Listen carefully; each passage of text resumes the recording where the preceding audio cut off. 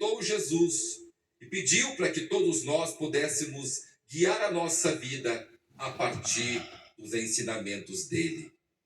Neste dia, transfigurados, fomos chamados a descer da montanha para dar fruto, para produzir frutos.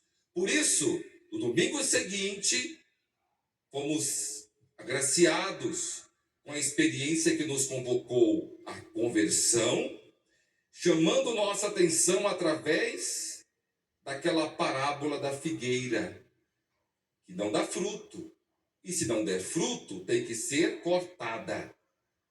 Chamando sim nossa atenção sobre a mudança que devemos realizar no coração, os frutos que precisamos oferecer para o mundo.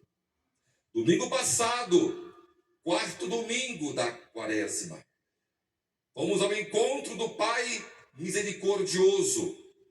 Este Pai que, embora a nossa queda, embora o nosso pecado, embora o nosso desejo desenfreado pela liberdade sem responsabilidade, ele nos oferece o perdão.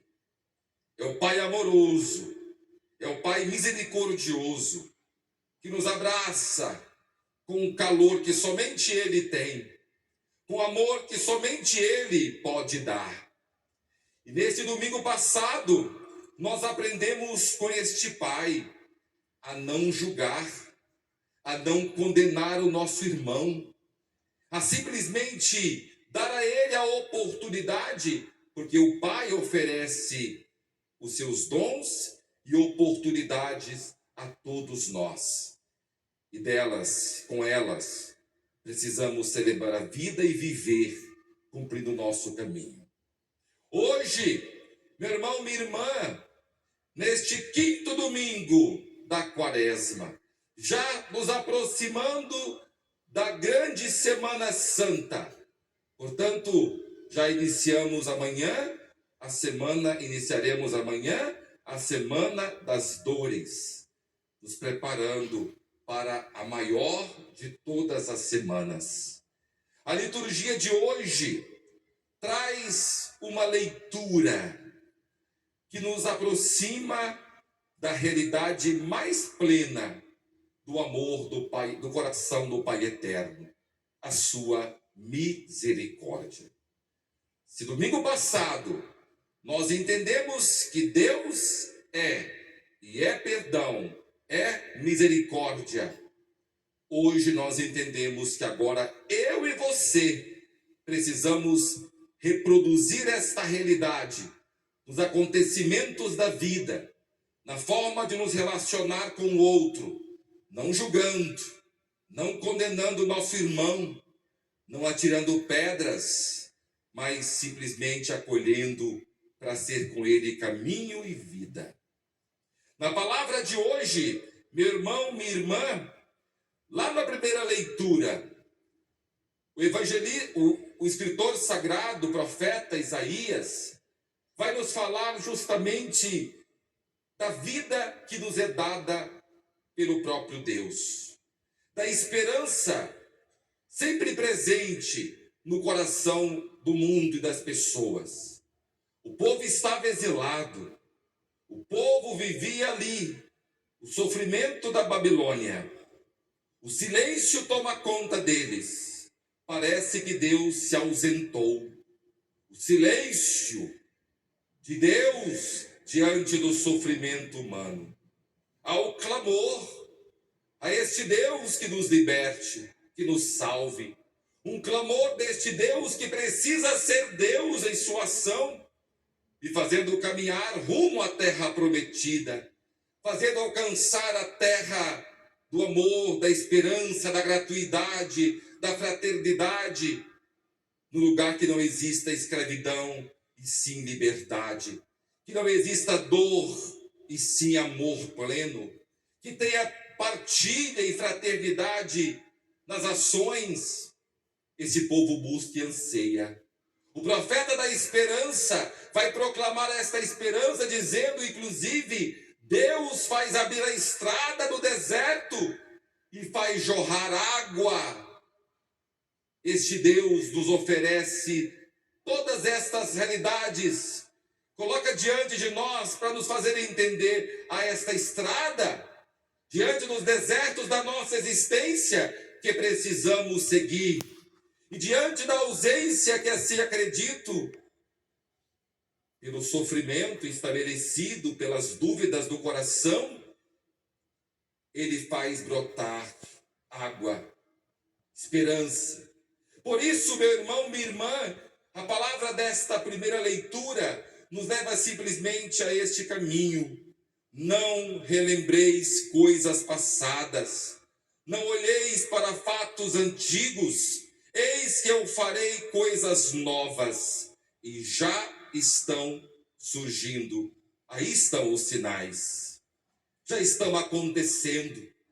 Muitas vezes, meu irmão, minha irmã, quando nós nos colocamos no caminho, nos prendemos ainda àquilo que deixamos para trás. Ficamos conectados às perdas e não assumimos o ganho que posso ter se continuar caminhando. Ficamos presos àquilo que me fizeram, aos traumas da minha realidade, às situações do meu passado, e não sou capaz, portanto, de virar a página para construir um novo tempo e um novo momento. Nos prendemos a atitudes antigas, da velha política, da velha existência, do velho homem.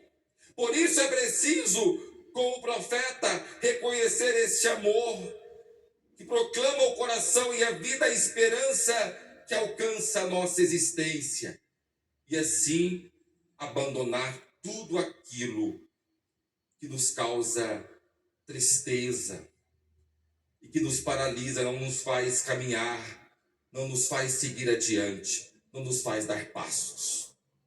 Assim, voltando ao Evangelho, tendo apresentado esta palavra da primeira leitura, Jesus estava no Monte das Oliveiras e ele agora vai para o templo, já é madrugada. A palavra disse que há uma multidão que está com Jesus, e eu pergunto, o que esta multidão quer? O que esta multidão busca? Jesus, ele está diante daquele povo sedento por uma palavra de vida, porque foram acostumados sempre a abandonar a si mesmo, os seus quereres, as suas verdades, foram acostumados a viver numa tristeza absoluta de realidades que fazem sempre promover a escravidão, o ódio, falando dos privilégios dos poucos. A palavra de Jesus é o ensinamento de vida.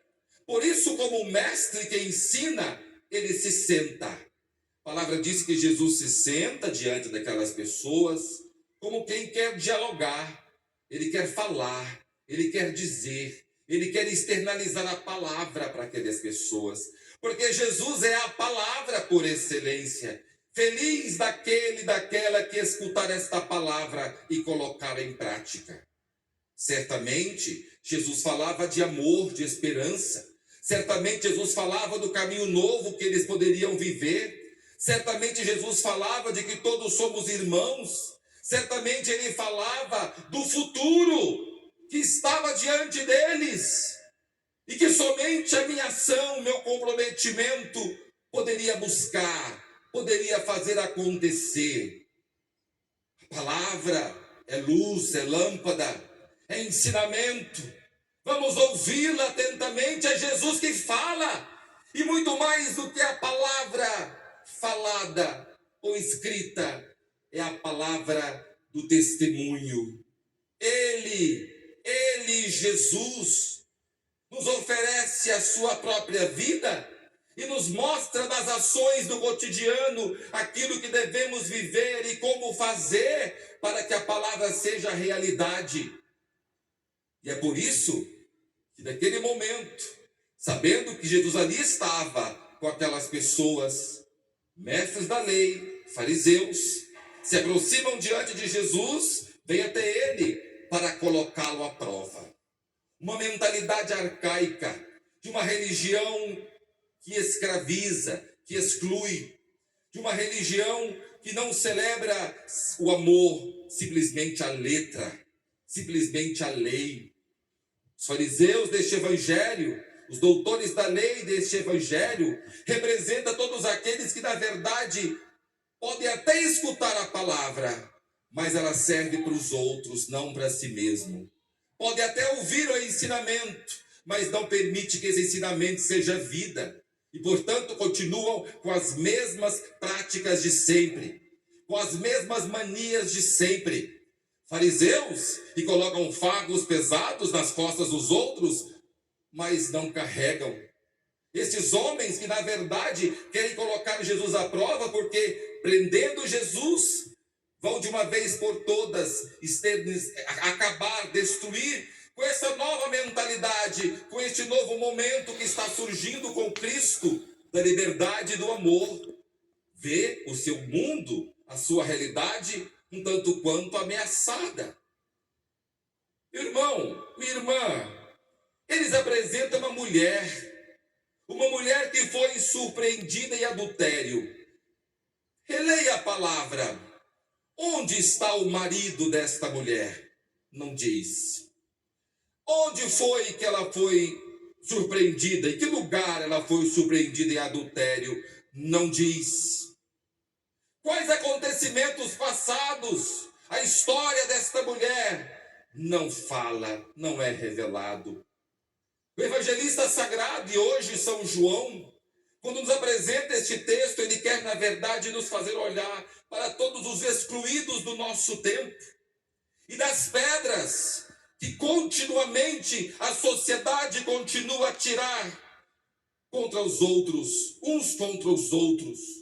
As pedras do preconceito, que mata, que fere, preconceito que, portanto, não pergunta sobre a história. O preconceituoso não quer saber disso, só interessa atacar aquilo que está externo, aquilo que os seus olhos manchados pelo desamor por si mesmos são capazes de ver. Pedras de uma religião legalista que continuam tantas vezes ferir quando pessoas se fazem de juízes, donos, se apropriam da palavra de Jesus, dos ensinamentos de Jesus, e se vê no direito de julgar o outro, talvez porque celebro a fé diferente, porque celebro a religião de modo diferente, porque não tenho as mesmas práticas religiosas que tenho, porque talvez fui colocado dentro de uma caixa, moldado pelas linhas do preconceito, daqueles que se fazem cegos, porque são só capazes de olhar para si e se ver melhores do que os outros, se colocam acima de todos. Esta mulher ali está no chão, e ela representa todos aqueles, inclusive não podemos deixar passar tantas mulheres que sofrem pelo feminicídio, tantas mulheres que são violentadas no seu direito que elas têm, violentadas por homens que batem ou matam simplesmente porque é uma mulher. Meu irmão, minha irmã, quantas tragédias estamos vendo acontecer. Parece que o ódio gratuito tomou conta de nós. Parece que a cegueira da doença espiritual, da doença temporal, daqueles que só veem a si mesmo, tomou conta de nós e tem matado tanto, destruído tanto. E uma das ferramentas que mais destrói é a língua. Meu Deus, quanto mal fazemos, quanto mal cometemos. Já viu falar daquela passagem, na verdade, daquele dito que diz que a língua não cabe na boca? nós caluniamos o nosso irmão, nós julgamos o nosso irmão, nós matamos o outro com palavras. E quando a palavra sai de mim e alcança esta realidade, ela é flecha, ela é faca, fincada no coração e na vida, mancha a vida, pode causar destruição absoluta, pode destruir a vida de alguém. E por quê? Por uma pessoa irresponsável, que não tratou o seu pensamento e as suas palavras e os seus sentimentos.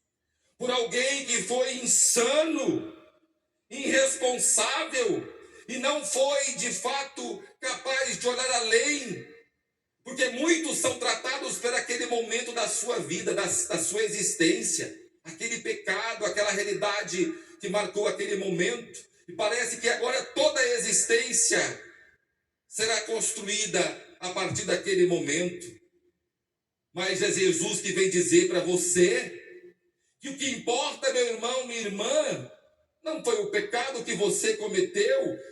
Embora Jesus, ele não aceita o pecado, ele não quer o pecado, mas ele acolhe o pecador, ele ama o pecador, e ele, como Pai misericordioso, sempre estará à porta para acolher o pecador.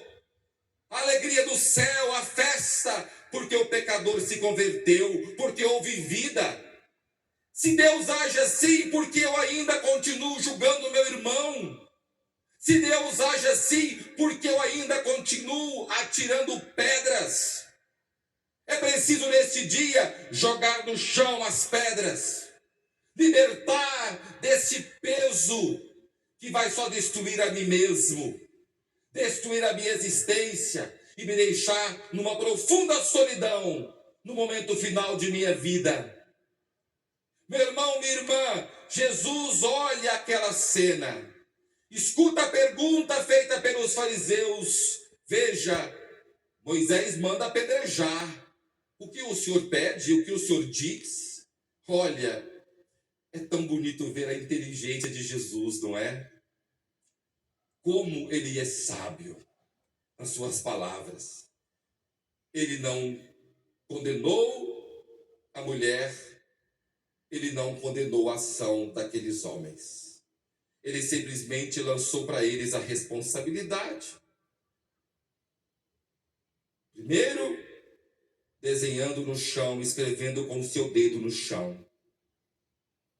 Tempo, silêncio, porque diante da tentação, do preconceito, daqueles que querem te colocar à prova, portanto, aqueles que insistem para que você fale mal, para que você cometa erros, daqueles que insistem que você cometa atrocidades, daqueles que conhecem os seus limites, as suas fragilidades e cutucam ali para a sua destruição. Jesus escuta e não se deixa guiar por aquele sentimento de exclusão e de preconceito. Não se deixa guiar por aquele sentimento de morte, de injustiça. Poderia ter reagido de alguma forma violenta até, não é? Mas não é de Jesus isso. Quando você é assim, momento, alguém vai te pressionando com alguma palavra, com algum argumento, e você reage. Jesus, ele pensa, ele entende aquele momento, sabe o que está no coração dos mestres e fariseus, sabe o que desejo deles, porque vê além, vê o coração. Ele se levanta, ele olha para esses homens para dizer: quem não tiver pecado, atire a primeira pedra. Quem não tiver pecado, atire a primeira pedra. Qual foi a conclusão? Ele volta para o seu silêncio. E ali, meu irmão, minha irmã, a vergonha estampada nos olhos daqueles homens. Eles chegam empoderados pela lei, pelo preconceito, e tem que voltar para sua casa agora, carregados da vergonha daquele instante e que não foram capazes de olhar para si mesmos. Se estes homens escrevem a lei em pedras duras, em pedras estéreis, se esses homens escrevem a lei na rigidez que mata, que fere, Jesus escreve com o dedo do amor. Essa é a realidade de Jesus. E quando todos saem, ele se levanta, olha para aquela mulher e diz: alguém te condenou? Não, Senhor, ninguém me condenou. Levante-se e não peques mais. Uma palavra que alcança o nosso coração. Vai dizer: eu também não te condeno, podes ir, e agora em diante não peques mais. Meu irmão, minha irmã, Jesus Cristo oferece a essa mulher uma nova vida, um novo caminho. Oferece a ela a oportunidade de seguir a sua história. Se errou, se pecou, há uma nova história diante dela, e que ela pode construir. E é justamente esta história e este novo caminho que hoje São Paulo nos indica e quer nos fazer construir. A história deste amor com o Pai. Ele vai dizer: eu vejo tudo como perda diante das vantagens supremas que é estar com Cristo. Tudo é lixo. Ele soube escolher. Ele optou pela verdade do amor que é Cristo. Ele escolheu este caminho na liberdade da sua fé. Na liberdade da fé, não da justiça do homem. Não na crueldade daquilo que de fato a norma vai nos dizer. Ele vê tudo a partir desta sintonia com Jesus. E aqui ele nos convida a esquecer o que fica para trás e nos lançar para frente. Olha, esta palavra é tão linda. Esquecer. Se você não esquecer, o que o padre diz esquecer? É possível esquecer o passado? Não. Pecado, as marcas da história, elas estarão com você, eternamente contigo. Mas quando você decide não permitir que elas mais te machuquem e determinem o seu caminho, você olha para frente. Tem gente que continua olhando para trás. Tem gente que só vai conseguir ter alegria, felicidade que busca quando fizer as pazes com a sua história. Faça as pazes com a sua história. Faça as pazes com as dores do passado. Faça as pazes com aqueles que te machucou. Não continue alimentando ódio, rancor. Não continue alimentando sentimentos que só vão destruir você. Porque é somente isso que ficará de você. Este desejo destruidor. Você precisa continuar convivendo com esta pessoa? Não. Ela não precisa fazer mais parte da sua vida. Você não precisa ser amigo dessa pessoa. Basta livrar do seu coração esses sentimentos e determinar, a partir deste momento, eu vou lançar no chão as pedras que estão me impedindo de continuar minha vida, de ser livre e feliz, de celebrar o caminho no amor. Vou lançar, porque diante de mim há uma história a ser continuada, e não importa o momento que você vive agora, se você tem 50, 30, 40, 60 anos, este é o momento. Por isso, ame agora, perdoe agora, reconcilie com você, com a sua história e com as pessoas que você vive agora. se você continuar alimentando o seu coração com tanta nuvem escura, com tantos sentimentos escusos, vai sobrar para você apenas a tristeza absoluta daqueles que não conseguiram se abrir no amor. Pai eterno chama você. E como ele diz àquela mulher, ele diz hoje para você: alguém te condenou? Levante-se. Eu também não te condeno. Vai e não peques mais. Vai e não peques mais. Veja as oportunidades. Veja as oportunidades que Deus nos dá. Vivamos nesta verdade. Celebremos este caminho. Semana que vem, iniciaremos a Semana Santa. E na cruz com Jesus, vamos oferecer tudo para que a nossa vida seja acolhida, plenamente acolhida, no coração do Pai, que nos ensina a passar pela cruz com coragem, com perseverança, com hombridade, com desejo de futuro, como quem quer construir um novo futuro, um novo momento. O passado você não consegue reconstruir, mas o futuro sim, e ele está na sua mão. O futuro que você terá, a história que você terá daqui para frente, dependerá somente de você. Dependerá somente das suas escolhas. Dependerá apenas das suas atitudes, de suas atitudes. Quem tem ouvidos para ouvir, que ouça. E perceba que a palavra deve alcançar o coração, tornando-se uma atitude concreta para a transformação do mundo.